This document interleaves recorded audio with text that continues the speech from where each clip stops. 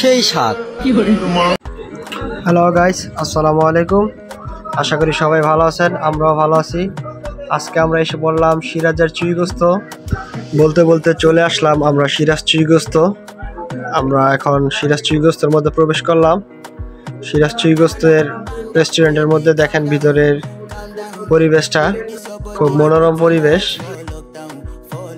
দেখতেই পাচ্ছেন ভিতরে সিরাজ চুইগোস্ত। তারপর এখন আমরা খাবার অর্ডার করলাম। ভিতরের কিছু আলোকচিত্র আপনাদেরকে এখন দেখাবো। আমার বড় ভাই বরাবরের মতো আবারও বসে আছে খাবারের জন্য, খাবার আসে না এখনো। আর বলতে বলতে আমাদের খাবারগুলো চলে আসলো। আমরা নিয়েছিলাম ভর্তা, আলুর ভর্তা, তারপর ডালের ভর্তা, ভাত, তারপর এখন দিয়ে যাচ্ছে আমাদের ঘি। আপনি ঘি দিয়ে এক প্লেট ভাত খেতে পারবেন। ঘিটা খুব ভালো ছিল।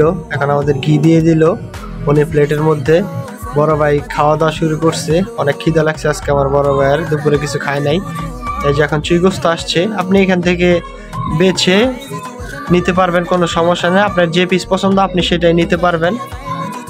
এখন আমরা দেখতেছি, তারপর আমার বড় ভাই পছন্দ করতেছে, পছন্দ করে দিতেছে।